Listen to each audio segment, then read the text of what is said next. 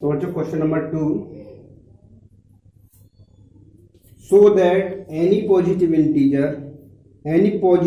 odd integer, so that any positive odd integer is of the form 6q plus 1 or 6q plus 3 or 6q plus 5 where q is some integers, Hindi medium में दर्शाइए कि कोई भी धनात्मक विषम पूर्णांक 6q plus 1 या 6q plus 3 या 6q plus 5 के रूप का होता है जहां q एक पूर्णांक है। यानी बच्चों विषम पूर्णांक का मतलब है आपका, यानी ऑड इंटीजर का मतलब है जिसमें हमारा 2 का डिवाइड नहीं जाता है।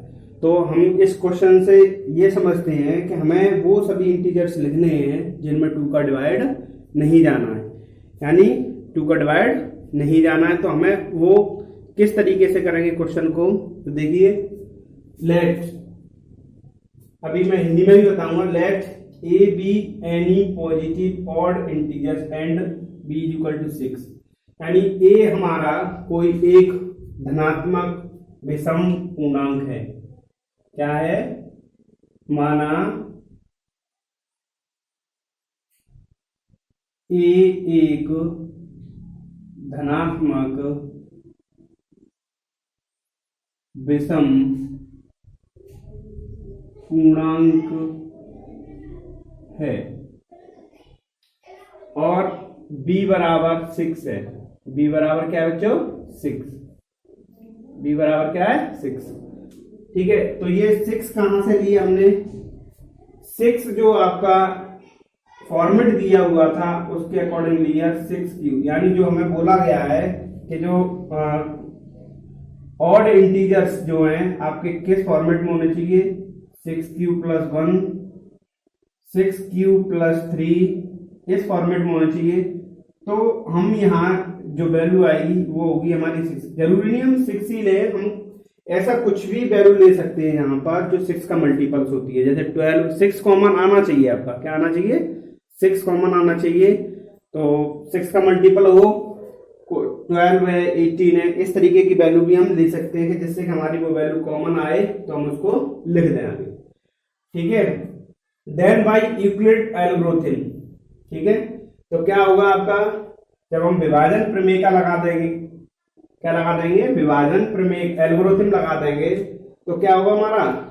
a is equal to 6q plus r और where r is greater than equal 0 and less than 6, यानी जो ये r होती है आपकी हर कंडीशन में आपकी जो b होती है उससे छोटी होती है और 0 या 0 से बड़ी या 0 के बराबर होती है। तो पॉसिबल रिमाइंडर्स क्या होंगे?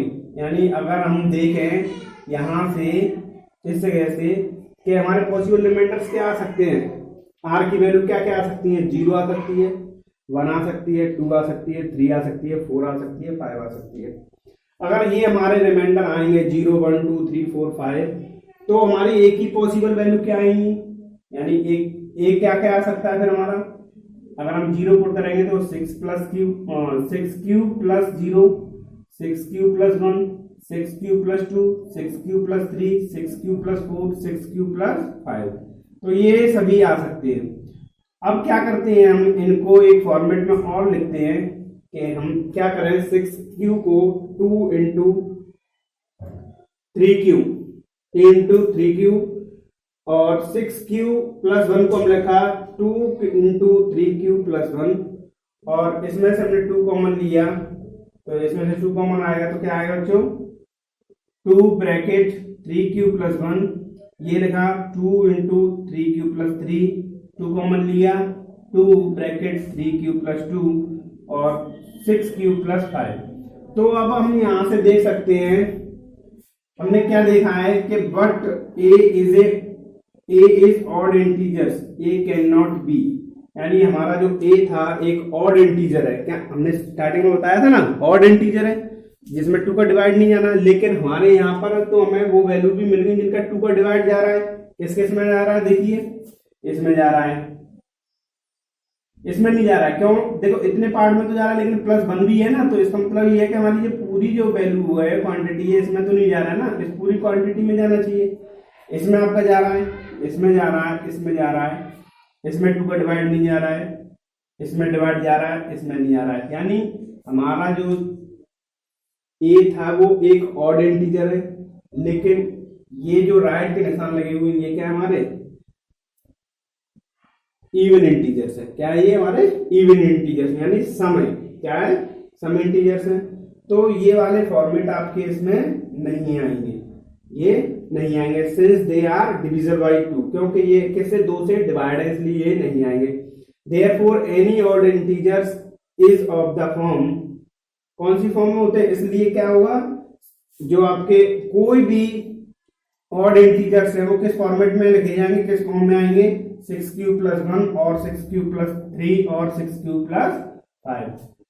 ठीक है बच्चों, ये समझ में आया? तो हिंदी मीडियम वाले भी आप देखना कि क्या था कि माना a एक धनात्मक विषम पूर्णांक है और b = 6, तो फिर हम यहाँ लिखेंगे इस जगह पर कि y यानी यूक्लिड एल्गोरिथम से यहाँ पर लिखा जाएगा, फिर ये एज इट इज आएगा, फिर ये लिखा था पॉसिबल रिमाइंडर्स, यहाँ लिखेंगे हम संभावित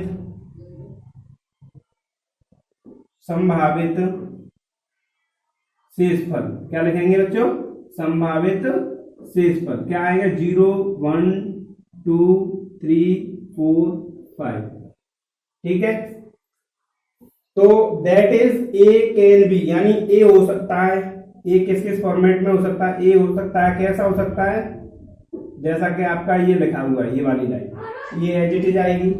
ठीक है, फिर उसके बाद में हमने ये किया, क्या किया? इसको 2 के मल्टीपल्स में ले लिया, क्योंकि जिनका 2 का मल्टीपल्स का मतलब ये होगा कि वो हमारे इवन नंबर यानी सम संख्याएं हैं। बट फिर ये फॉर्मेट लिखने के बाद में but A is a odd integer, A can not be, यानी लेकिन, फिर हम क्या लिखेंगे? लेकिन ए एक विषम पूर्णांक है, विषम पूर्णांक है, इसलिए ए नहीं हो सकता, नहीं हो सकता। क्या नहीं हो सकता है? ये वाला फॉर्मेट, ये वाला फॉर्मेट नहीं हो सकता, ये ऐसे ही आएगा यहाँ पर। क्यों नहीं हो सकता है?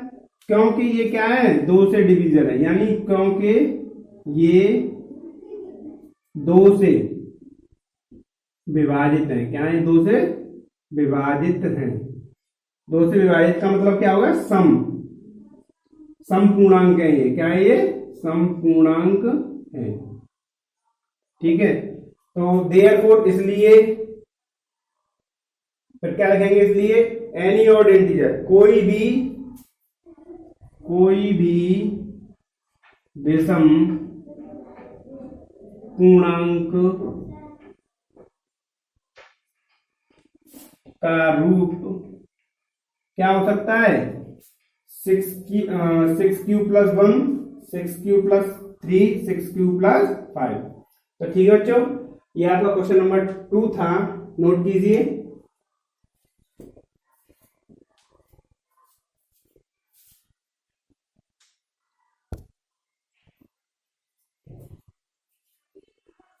तो बच्चों क्वेश्चन नंबर 3,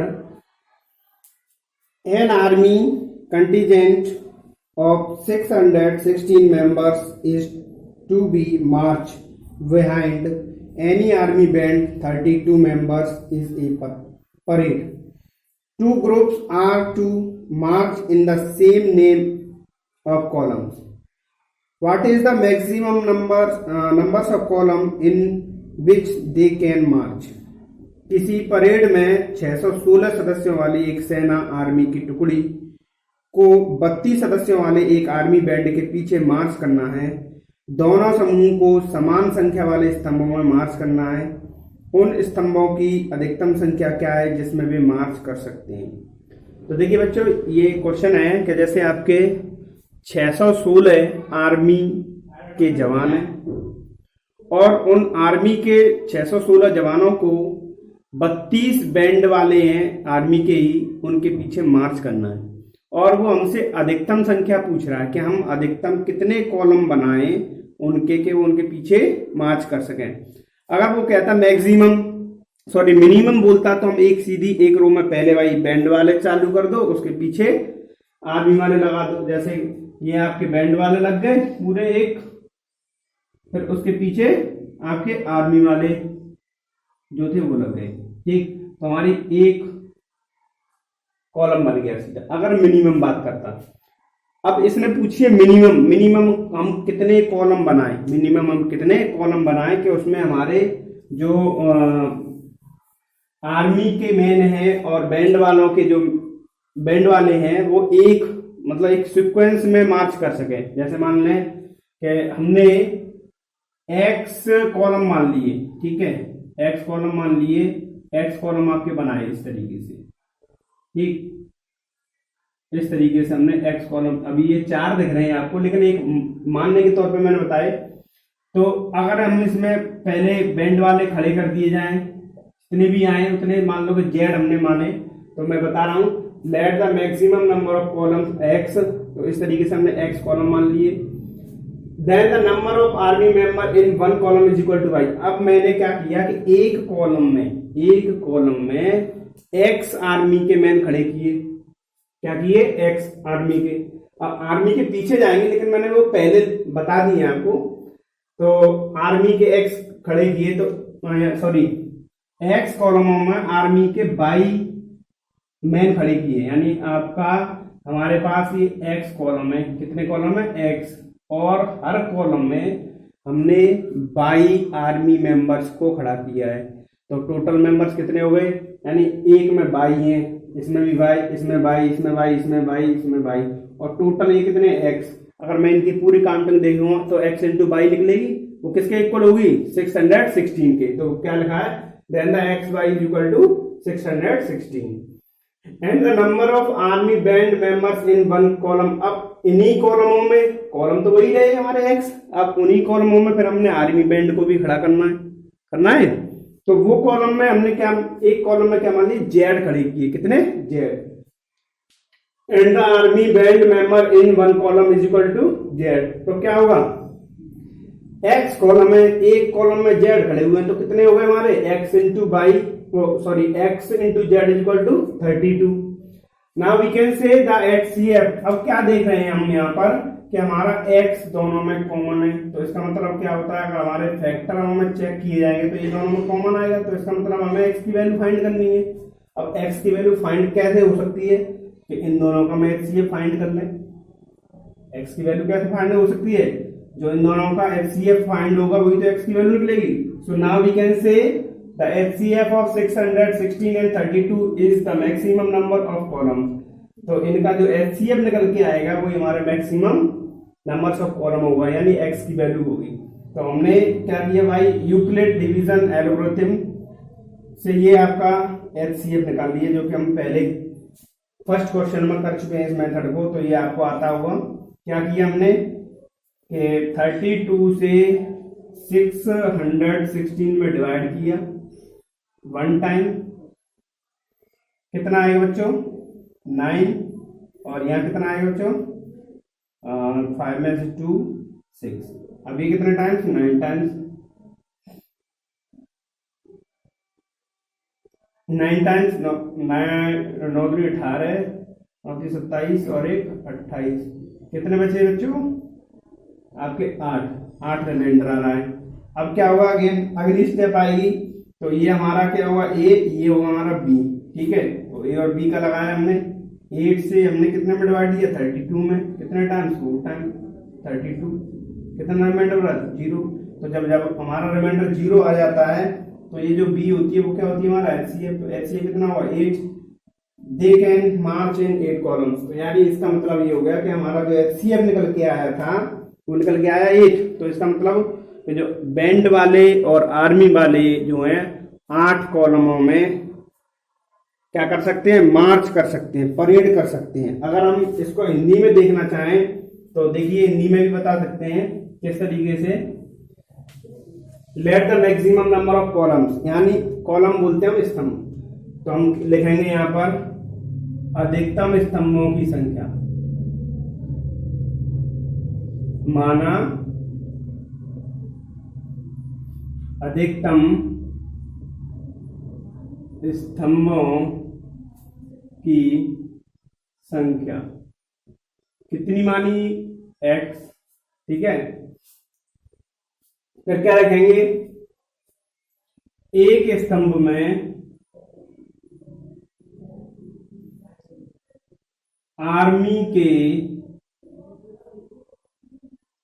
जवानों की संख्या कितनी है बच्चों, 22। तो कुल आर्मी के जवान कितने हैं हमारे,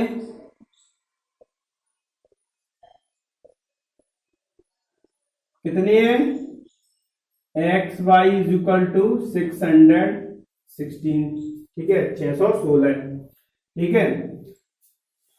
अब क्या करेंगे, एक स्तंभ में बैंड वालों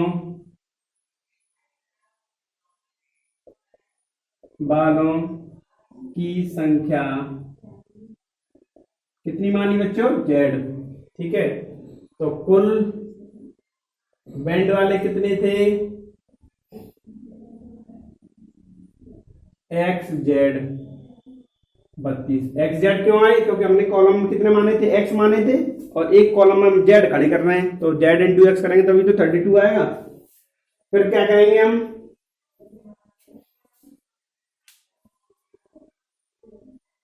तो हमने यहां से देखा कि X और X दोनों में कॉमन है, यानी ये हमारा हाईएस्ट कॉमन फैक्टर निकल के आ रहा है। तो इसका मतलब क्या हुआ, इससे हम क्या कह सकते हैं कि 616 और 32 का जो हाईएस्ट कॉमन फैक्टर निकल के आएगा वही हमारे स्तंभों की संख्या है, यानी जो मासा निकल के आएगा। तो हम क्या लिख सकते हैं, इसलिए हम कह सकते हैं कि 616 और 32 का मासा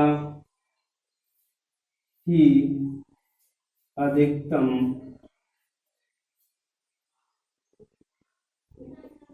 स्तंभों की संख्या होगी, ठीक है।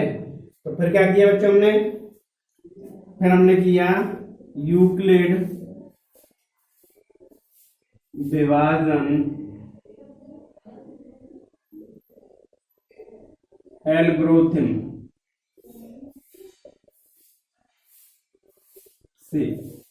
तो ये यूक्लिड विभाजन एल्गोरिथम से आप ये निकालना जानते ही हैं, ये निकाल दिया, आपका आंसर आ गया, ठीक है। समझ में आ गया होगा, नोट कीजिए।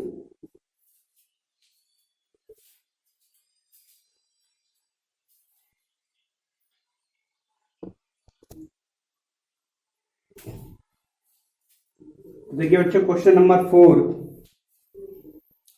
Use Euclid's division lemma to show that the square of any positive integer is either of the form 3m और 3m + 1 for some integers m। Euclid, Hindi में देखिए, यूक्लिड विभाजन प्रमेयिका का प्रयोग करके दर्शाइए कि किसी धनात्मक पूर्णांक का वर्ग किसी m के लिए 3m और 3m + 1 के रूप का होता है। तो देखिए बच्चों, ये आपका क्वेश्चन है कि हमको ये दिखाना है कि हमारे पास दो पॉजिटिव इंटीजर्स हैं। क्या है, दो पॉजिटिव इंटीजर्स हैं, और अगर उनका स्क्वायर करते हैं तो उसका जो फॉर्मेट बन के आता है वो 3m या 3m + 1 के फॉर्मेट में आएगा उनका स्क्वायर। तो देखिए ये क्या, हमने स्टार्ट किया क्वेश्चन करना कि let a and b = 3 two positive integers, यानी a हम एक पहला पॉजिटिव इंटीजर हमने a माना और b = 3। अब ये b = 3 ही क्यों माना हमने, कुछ और भी मान सकते हैं, जी मान सकते हैं, क्योंकि आपका फॉर्मेट जो मांगा गया है हमें 3m + 1, यानी हमें वहां से दिख रहा है कि हमें 3 कॉमन चाहिए, तो हम 3 का मल्टीपल कुछ भी मान सकते हैं यहाँ, यानी 3 की जगह पर हम 6 भी ले सकते हैं, 9 भी ले सकते हैं, 12 भी ले सकते हैं, लेकिन वो वैल्यूज हम नहीं लेंगे। क्यों नहीं लेंगे? क्योंकि वो वैल्यू हम लेंगे तो स्क्वायर करेंगे तो वो बड़ी होती चली जाएंगी। समझ में आ रही है बच्चों? तो इसलिए हम क्या करेंगे, केवल 3 लेंगे। तो then by Euclid algorithm can be written as, यानी अगर हमारा एक पॉजिटिव इंटीजर a है और दूसरा b है, तो हम उसको यूक्लिड एल्गोरिथम में किस तरीके से लिख देंगे, a is equal to 3q plus r, यानी b हमारी एल्गोरिथम यही तो होती है, a is equal to bq plus r। तो a की जगह पर तो a ही है, b की जगह पर क्या है 3, तो b पुट कर दिया। और वेयर r जो होता है आपका r आपका ये 0 से तो बड़ा होता है या बराबर होता है, लेकिन ये b से छोटा होता है, और b हमने क्या माना है 3, तो क्या लिखेंगे हम यहाँ पे, क्या लिखेंगे हम 3 लिखेंगे। इसलिए आपका ये चीज दिया गया। r and q positive integer, r और q यहाँ पे पॉजिटिव इंटीजर है। तो जो r की पॉसिबल वैल्यूज आएंगी बच्चों, क्या आएंगी r की possible values, r is equal to 0 1 2, ये पॉसिबल वैल्यूज आएंगी। अगर हम r की जगह पर 0 पुट करेंगे तो 3q आएगा, 1 पुट करेंगे तो 3q प्लस 1 आएगा, और 2 पुट करेंगे तो क्या आएगा 3q प्लस 2। ये a की पॉसिबल वैल्यूज है, ये r की पॉसिबल वैल्यूज थी, ये a की पॉसिबल वैल्यूज है। अब उसने क्या कहा है कि उस पॉजिटिव इंटीजर का स्क्वायर, ये तो बोला है क्वेश्चन में, यानी उसका वर्ग, ये लिखा है ना किसी धनात्मक पूर्णांक का वर्ग। अब हमारा धनात्मक पूर्णांक क्या था, a था, ये तो माना हमने। अब उसका वर्ग, अब वर्ग मतलब a is equal to this value लेंगे, ये इसका स्क्वायर किया तो क्या आया 3q का स्क्वायर, यानी 9q स्क्वायर। अब हमने मैं बताया कि वो फॉर्मेट कौन सा पूछ रहा है, 3m और 3m प्लस 1, यानी 3 के फॉर्मेट का पूछ रहा है, तो हमें 3 कॉमन लेना पड़ेगा उसमें से। तो हमने 3 को अलग किया, तो ये लिखा 3 इंटू 3q। अब ये 3q स्क्वायर जो हमने m मान लिया, क्या मान लिया m, और ये m आपका क्या है यहाँ पे, एनी कोई इंटीजर्स है, ये क्या है हमारा कोई इंटीजर है पूरा, ये वाला वैल्यू क्या है हमारी इंटीजर ही तो आएगी। देखो q हमने इंटीजर माना है, q को हमारा इंटीजर है, q किसी इंटीजर का स्क्वायर करेंगे और उसमें 3 का मल्टीप्लाई करेंगे तो हमें कोई वैल्यू तो मिलेगी, तो वो वैल्यू क्या होगी हमारी m की, कोई ना कोई इंटीजर ही तो होगी, तो ये भी हमारा कोई इंटीजर है। अच्छा इसमें ये हो गया आपका, ठीक है। अब सेकंड नंबर पर आपका ये a is equal to 3q plus 1, और उसका भी स्क्वायर करेंगे तो 9q स्क्वायर प्लस, अच्छा होल स्क्वायर खोलना आता है ना, कौन सा फॉर्मूला लगाया है हमने, a प्लस b का होल स्क्वायर आता है, a square plus 2ab plus b square, ये फॉर्मूला, ठीक है। तो ध्यान रखना, तो ये बोला 9q square plus 6q plus 1।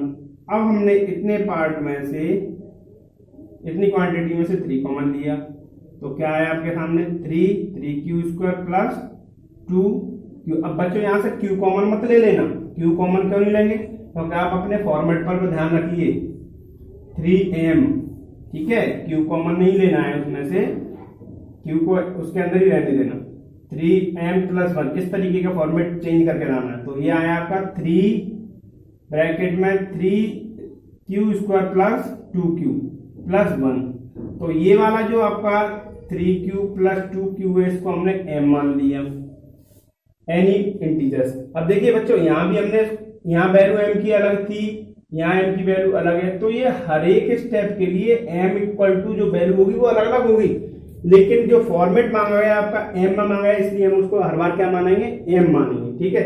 हालांकि ये वैल्यू तो अलग निकल के आएगी, यहाँ अगर m की वैल्यू निकालेंगे q इक्वल टू कुछ पुट करेंगे तो वो अलग निकलेगी, इसमें अलग निकलेगी, लेकिन फॉर्मेट के अकॉर्डिंग क्या मांगा गया है वो m, तो हम क्या मानेंगे m। तो क्या निकल के आया हमारा 3m plus 1, where m is equal to 3q square plus 2q any integer, यानी हमारा जो m था ये वाला m, इसकी जगह पर हमने ये वैल्यू हटा के m पुट कर दिया, ठीक है। अब थर्ड वाला क्या है 3q प्लस 2 का whole square, 9q square plus 12q plus 4। अब इसको भी हमने रिफॉर्मेट किया, 9q² + 12q + 3 + 1, क्योंकि फॉर्मेट तो हमें 3m + 1 आना चाहिए, तो हमारा तो यहाँ 4 था, तो हमने 4 को क्या किया 3 + 1 रख लिया। क्या रख लिया? तो अब आपके इतने पार्ट में से यानी इतनी क्वांटिटी में से क्या कॉमन आ रहा है? 3 कॉमन ले लिया। अब ये वाली जो क्वांटिटी है आपकी क्या मान ली जा रही है? m। क्या मान ली गई? m। क्या लिख दी? m। तो ये आ गया 3m + 1। तो क्या लिख देंगे? Show the square of any positive integers 3m। अब हम यहां से क्या देख सकते हैं? देखिए, इसलिए किसी भी पॉजिटिव इंटीजर का स्क्वायर 3m या 3m + 1 के रूप का हो सकता है, के फॉर्मेट में हो सकता है। देखिए, ये 3m है आपका, ये 3m + 1 है, ये भी 3m + 1 है। अब हिंदी मीडियम वाले भी इजीली इसको लिख सकते हैं। क्या करेंगे हम? माना a और b दो धनात्मक पूर्णांक हैं, दो धनात्मक पूर्णांक हैं। y यूक्लिड विभाजन एल्गोरिथम से a के मान कैसे लिख सकते हैं हम? a = 3q + r लिख सकते हैं, जहां पर r जो है आपका 0 से बड़ा 3 से छोटा है, वो भी बता दिया, क्योंकि हमारा b क्या है? हमारा 3 है। तो ये देखिए, r जो है 0 से बड़ा होता है, b से छोटा होता है, तो r की जगह b की जगह पर हमने 3 लिया, तो 3 रखेंगे। r और q दो पॉजिटिव इंटीजर यानी धनात्मक पूर्णांक हैं, ठीक है। और r के संभावित मान जो कि अभी मैं पहले लिखाए थे, r के संभावित मान क्या होंगे? 0, 1, 2। तो इस प्रकार हमारे r के ये वाले संभावित मान यहाँ पुट करेंगे तो a के भी संभावित मान निकलेंगे। a के कौन कौन से संभावित मान निकले बेटा? 3q, 3q + 1, 3q + 2, ठीक है। अब उसने कहा है उनका स्क्वायर, यानी उसने ये कहा है स्क्वायर का फॉर्मेट ऐसा होता है, इस तरीके का 3m और 3 + 1 का। तो हमने स्क्वायर किए हैं, ये आपके सामने, ये तो समझ में आ गए होंगे। तो हम क्या लिख सकते हैं? इसलिए किसी भी धनात्मक पूर्णांक का वर्ग, किसी भी धनात्मक पूर्णांक का वर्ग 3m और 3m + 1 के रूप का हो सकता है। ठीक है बच्चों, अच्छे से समझ में आ गया होगा। अगर आपकी समझ में नहीं आया तो इसको वीडियो को थोड़ा स्लो करके आराम से समझना, ठीक। नोट डाउन कीजिए।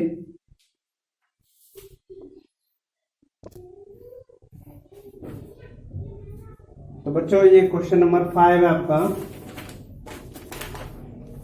Use Euclid's division lemma to show that the cube of any positive integer is the form of 9m, 9m + 1 और 9m + 8। हिंदी में, यूक्लिड विभाजन प्रमेय का प्रयोग करके दर्शाइए कि किसी धनात्मक पूर्णांक का घन 9m, 9m + 1 या 9m + 8 के रूप का होता है। यानी आपको दो पॉजिटिव इंटीजर्स दिए हुए हैं a और b, तो यानी आपको इस a और b दो पॉजिटिव इंटीजर्स हैं, यानी आपके सामने एक पॉजिटिव इंटीजर है और उसका जो स्क्वायर q है आपका, q यानी घन करेंगे तो वो आपका किस फॉर्मेट में होगा? 9m या 9m + 1 या 9m + 8, इस फॉर्मेट में होना चाहिए। तो स्टार्ट करते हैं हम क्वेश्चन को। तो let a and b = 3 two positive integers. अब बच्चों हमने a और b = 3 दो पॉजिटिव यानी धनात्मक पूर्णांक माने। b = 3 ही क्यों लिया? b = 3 ही क्यों लिया? हम कुछ और भी तो ले सकते थे। तो b = 3 हमने इसलिए लिया क्योंकि जो हमारा जो फॉर्मेट पूछा गया है 9m + 1, 9m + 8, यानी हम इस तरीके का मल्टीपल लेंगे कि उनमें से उसका q करके इस तरीके की वैल्यू लेंगे। अगर q करके हमें 9 कॉमन मिल जाए, तो 9 कॉमन कब आ सकता है हमारा? q करने पर। तो 3 का क्यूब 27 होता है, तो उसके क्यूब में से इजीली हमें 9 कॉमन मिल जाएगा। अगर आप चाहो तो 9 कॉमन किस में से ले सकते हैं हम? 36 वाले में से भी ले सकते हैं, 36 भी ले सकते हैं। b = 36 या 9 भी ले सकते हैं, या कुछ 9 का 3 का मल्टीपल और भी कोई हो वो ले सकते हैं, लेकिन वो वैल्यूज बड़ी पड़ेंगी, इसलिए हम उन वैल्यूज को लेंगे नहीं। इसलिए हमने क्या लिया? 3 लिया।